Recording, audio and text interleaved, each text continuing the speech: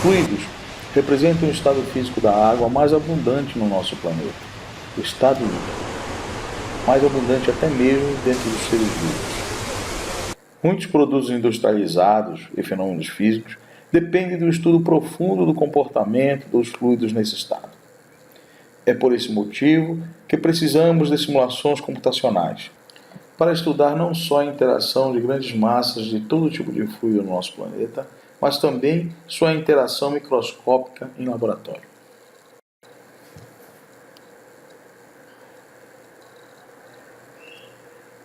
A simulação de fluidos baseia-se principalmente na simulação física visual do fluido. Os principais desafios acontecem quando a simulação é em ambientes abertos, quando há interação com outros objetos e quando há variação do estado líquido do fluido. Se formos levar essa ideia a fundo, teremos que modelar cada molécula de H2O existente no líquido, o que é atualmente impossível. Por esse motivo, opta-se por simular fluidos como sendo um sistema de partículas. Um sistema de partículas representa o fluido não como moléculas individuais que interagem entre si, mas como partículas individuais que possuem espaços vazios entre si, cujos elementos e propriedades devem ser inferidas. Em um sistema de partículas, no caso aqui, dentro de um recipiente fechado, observamos tanto a interação entre elas, mas também os choques com as partículas nas paredes do recipiente. Mesmo em um sistema de partículas simples como esse que vimos, existem muitas forças e propriedades físicas que atuam em cada partícula. Para simplificar o processo, podemos dividir as propriedades em dois grupos principais: propriedades físicas internas, tais como massa, aceleração, velocidade e densidade, e propriedades físicas externas, tais como a interação com outras partículas, a gravidade, obstáculos, atrito. A combinação de todas essas propriedades é que gera o conjunto de forças que atuam em cada partícula. O conjunto de todas essas forças, chamadas aqui de F, que da física newtoniana clássica, sabemos que é o produto da massa da partícula pela sua aceleração. Nosso trabalho aqui é então simular essas forças, que é feito com uma técnica universalmente aceita chamada de SPH, ou hidrodinâmica de partículas suavizadas. O SPH pode ser usado em inúmeras aplicações envolvendo fluidos. Entre as mais conhecidas temos a aerodinâmica, clima como chuva, nevasca, movimento das águas em geral, erosões costeiras e terrestres e astronomia. O SPH é um método de interpolação de propriedades físicas. Essas propriedades são calculadas dentro de uma vizinhança de raio H. Quanto mais uma partícula está próxima do centro da região de raio H, mais sua propriedade física influenciará na propriedade física do centro, que está sendo calculado. A distância de uma partícula ao centro da região é denotada por R. Assim, cada propriedade do fluido é calculada separadamente, como densidade, pressão, viscosidade, massa. De posse dessas propriedades, podemos calcular a aceleração, velocidade e a posição de cada partícula. Uma aproximação comum que pode ser feita é considerar que cada massa de cada partícula é igual para todas elas. As equações do SPH são derivadas das equações de Navier-Stokes, derivadas da dinâmica dos fluidos. Supomos uma propriedade qualquer, denotada aqui de AS. Assim, o cálculo dessa propriedade no centro da região circular de raio H, denotamos por AS de R, onde R é a posição central. Assim, AS de R é uma soma ponderada das propriedades de todas as partículas vizinhas, ponderadas por uma função W, que chamamos aqui de kernel. As propriedades individuais de cada partícula vizinha são representadas aqui por A de J, cuja massa é mJ, e ρ de J é a densidade da partícula J. Então, toda a propriedade A de J é calculada em função da densidade do fluido em torno de A de J. Mas, que função de ponderação pode ser W? Uma vez que o que desejamos é que as partículas mais próximas da posição central R tenham mais influência ou contribuam no cálculo da propriedade dentro do kernel, a função gaussiana é a mais apropriada para esta tarefa.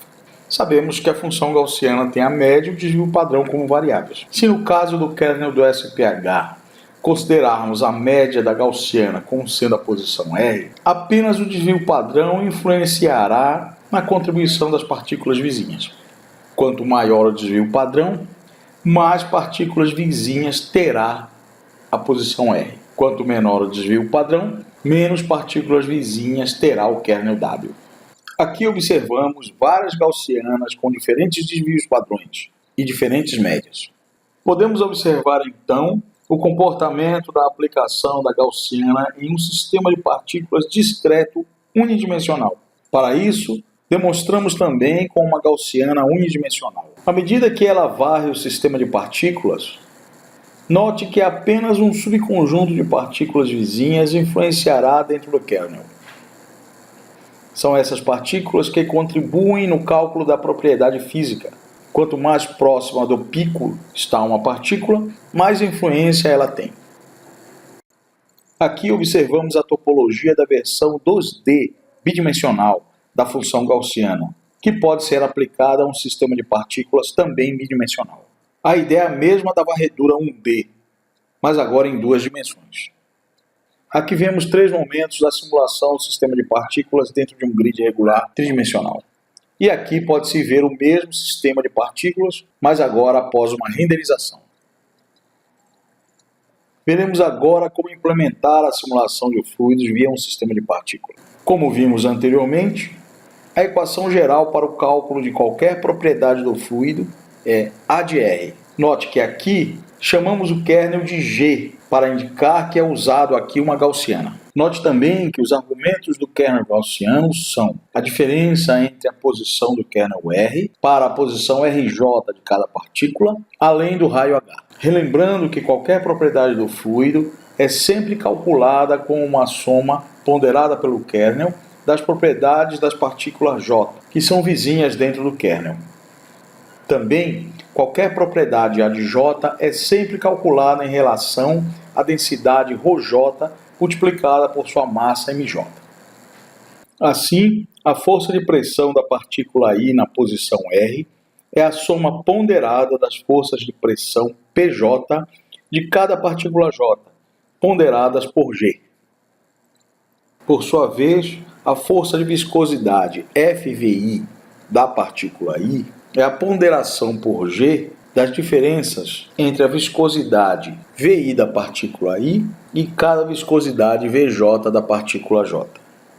No entanto, a força de gravidade que atua verticalmente sobre o líquido que está sendo simulado é apenas a aceleração da gravidade GJ, igual para qualquer partícula, ponderada pela densidade ρJ.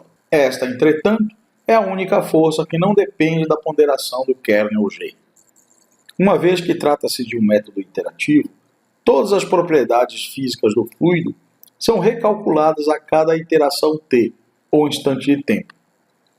Por esse motivo, indicamos por Q índice IT a composição de todas as forças que atuam na partícula I no instante t. Essa composição é calculada como as três forças vistas aqui: força de pressão, força de gravidade e força de viscosidade. Podemos então igualar essa composição à massa multiplicada pela aceleração de cada partícula, segundo a segunda lei de Newton.